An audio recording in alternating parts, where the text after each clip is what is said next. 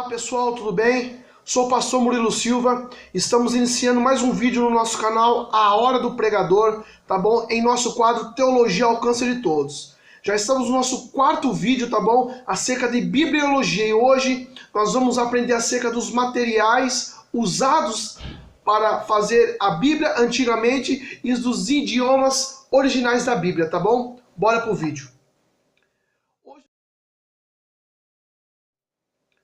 Hoje nós vamos falar um pouquinho então dos idiomas originais da Bíblia.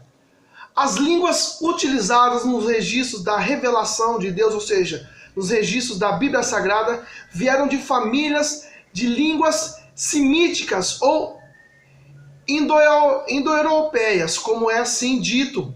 Da família semítica tiveram origem duas línguas, tá, básicas para o Antigo Testamento, chamada de hebraico e o aramaico. Além do hebraico e do aramaico, nós temos também o latim, tá? E o grego, que representaram a família da indo-europeia. Essas línguas ainda continuam sendo faladas, tá, até os dias de hoje em algumas partes do mundo contemporâneo. E o hebraico, ela é a língua oficial dita até hoje no Estado de Israel. Tá? Também, como é falado, o aramaico por alguns cristãos ali das vizinhanças da Síria, que já é uma língua um pouco mais antiga, tá bom? O grego também ainda muito diferente dos tempos do Novo Testamento, mas é falado por muitas pessoas ainda até hoje, de modo direto e de modo indireto, tá? Os fenícios, eles exerceram um papel muito importante na transmissão da Bíblia Sagrada. Porque inverter o seu vocabulário básico para a propagação das letras aí do seu alfabeto, para que seja propagada aí a palavra de Deus. Tá? Vamos ver algumas línguas, então, a qual nós falamos. Por exemplo, o hebraico. O hebraico são quase todos os 39 livros do Antigo Testamento são escritos em hebraico. Exceto algumas passagens de Esdras, Jeremias e Daniel, que são escritas em aramaico, tá? Que é uma língua mais extensa, que se encontra-se principalmente no livro de Daniel, nos capítulos 2 até o capítulo 7, no versículo 28. Tá? E a língua hebraica, ela é chamada do Antigo Testamento da língua de Canaã. Tá? Também é chamada de língua judaica ou a língua do judaico, entendeu? Como é a maior parte das línguas do ramo semítico ou hebraico, leve-se aí se escreve-se e lê da direita para a esquerda, tá ok? O alfabeto compõe-se aí em 22 letras, todas consoantes. O aramaico. O aramaico é um idioma aparentado do hebraico, ou seja, ele é parente próximo do hebraico, tá? O aramaico tornou-se uma língua comum na Palestina depois do cativeiro babilônico. É por isso que muito está escrito no livro de Daniel, que veio do cativeiro da Babilônia, tá bom? E a influência do aramaico foi profunda sobre o hebraico, começando no cativeiro do reino de Israel, em 722 a.C., na Síria, e tendo prosseguimento aí por meio do cativeiro do reino do sul, que é o cativeiro do reino de Judá, em 587 a.C.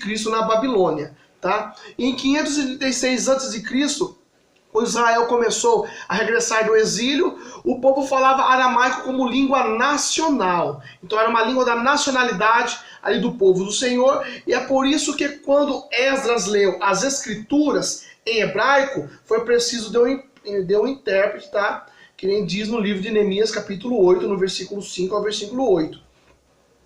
E existem algumas palavras em aramaico preservadas também no Novo Testamento, tá? Como, por exemplo, Talita Cume, é aramaico, né? Quer dizer, menina levanta, como está escrito em Marcos, capítulo 5. Efatá, em Marcos, capítulo 7. Eli, Eli, lema sabachthani, que Jesus disse na cruz, Deus meu, por que me abandonaste? Em Mateus 27, 46. Tá bom? Em Romanos 8, em Gálatas capítulo 4, também está escrito Abba, que em aramaico quer dizer pai, tá bom? Em algumas situações bíblicas, tá bom? Vamos olhar agora para o grego.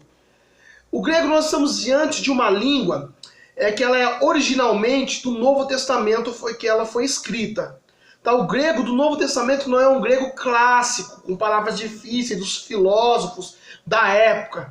Foi escrito com um dialeto popular, um dialeto dos homens da rua, um dialeto que todo mundo conhecia, um dialeto usado aí pelos comerciantes, pelos estudantes. Tá? É um grego por nome de koiné, que todos podiam entender. Então, dessa forma, ali no primeiro século, no século de número primeiro, nós podemos ver que a divulgação do evangelho foi para todo mundo. Por quê? Porque nesse século primeiro, basicamente todo mundo falava esse grego.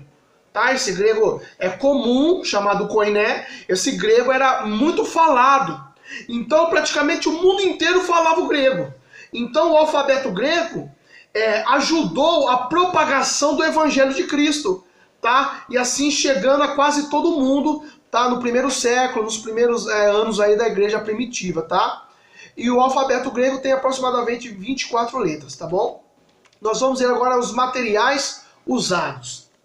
Desde os tempos mais antigos, o homem sempre usou vários materiais para que venha a ser feito, para que ele possa escrever, para que ele possa deixar como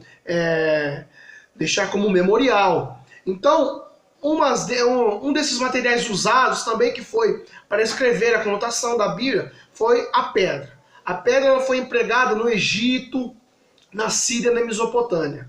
Tá? Israel e em outros países eles usavam a pedra. Tá bom? Eles usavam também chamado tabuinha de barro ou de argila, tá? Que era um material desses tempos aí imemoriais. Na região da Mesopotâmia também tinha, como se os profetas Jeremias, Ezequiel lançaram mão desse tipo de material, tá bom?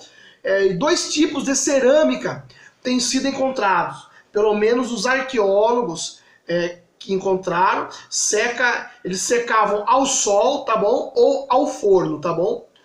Outro material também é a madeira. A madeira ela era bastante usada, aí, pelo menos pelos antigos, para escrever. E alguns acreditavam que alguns tipos de madeira, desse material da escrita, foi usado pelo profeta Isaías. Então, alguns aí, homens aí, estudantes da palavra de Deus, eles acreditam que Isaías usou a madeira, Abacuque, Zacarias e também João Batista para escrever a palavra do Senhor. E também o comum que nós conhecemos também é o papiro. Tá? O papiro ele era feito de folhas de uma planta, tá bom?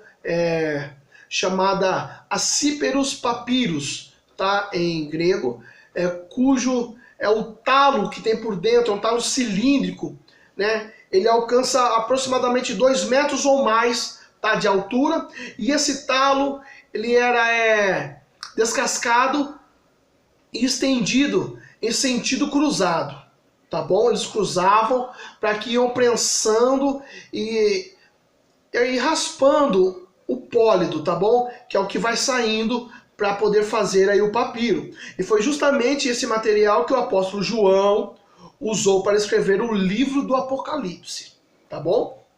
Nós vemos também o velino, que é o pergaminho de couro, tá? Que era usado dos couros dos animais, tá? São termos aí que designam aí vários estágios da produção do material da escrita feita de peles de animais, tá bom? Que eram curtidas, raspadas e polidas, tá?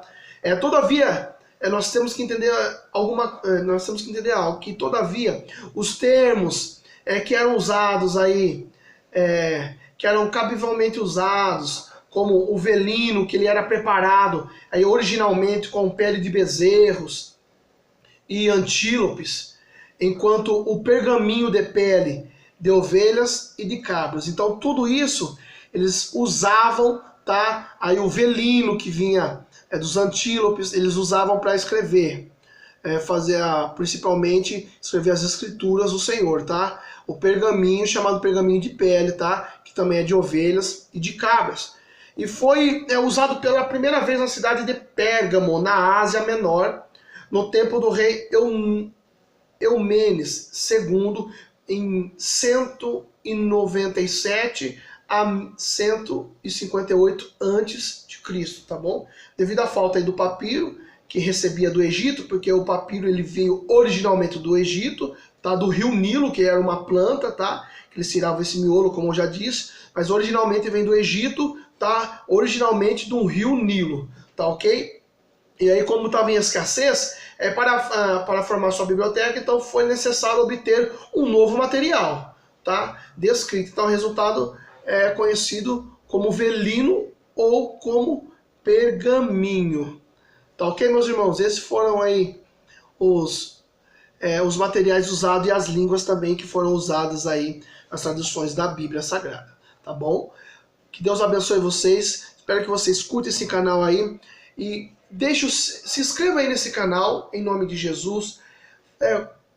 Dê o seu like, ativa o sininho para as notificações aí, tá bom? Para você estar sempre vendo os nossos vídeos, tá? Esse foi mais um vídeo acerca da bibliologia, estaremos postando mais ainda, tá? Que Deus abençoe vocês. Obrigado aí por vocês estar assistindo. Até mais. Até a próxima. Tchau.